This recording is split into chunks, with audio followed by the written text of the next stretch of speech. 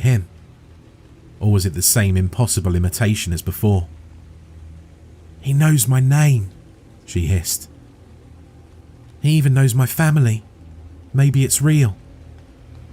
All the official warnings said no, but this was someone she trusted. I had a bad feeling. "Ask for the code," I blurted. Ray and Byrne had a code word they used in high school to confirm it was really them. Some private inside joke. I used to tease her about it, but I couldn't remember what it was. She must have remembered, because a second later, I heard her speak. The voice outside paused for a long moment, the tension almost cracking my phone speaker.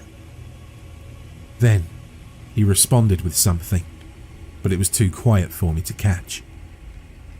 Ray gasped softly. "That's the wrong code," she whispered to me.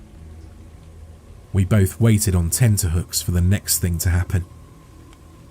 The voice outside the door tried a few more lines. "I'm your friend, Ray. It's me, Officer Byrne."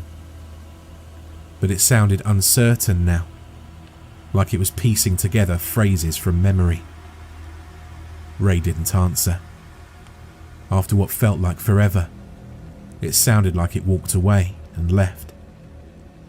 She exhaled in a sob. I told her to stay strong. The radio piped up again, crackling with static. An official-sounding voice repeating the same instructions. "Do not open your door. Do not look outside. Remain silent." Midnight approached.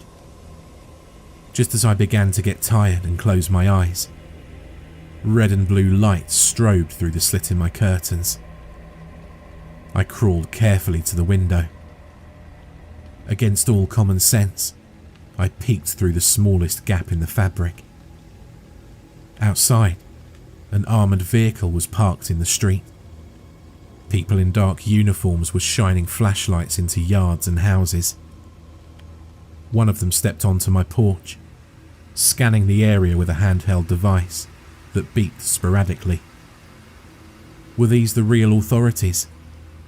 Their uniforms had patches I didn't recognise, some special operations or government seal. They placed odd devices on my neighbour's lawn, small cylindrical machines that glowed green. My phone vibrated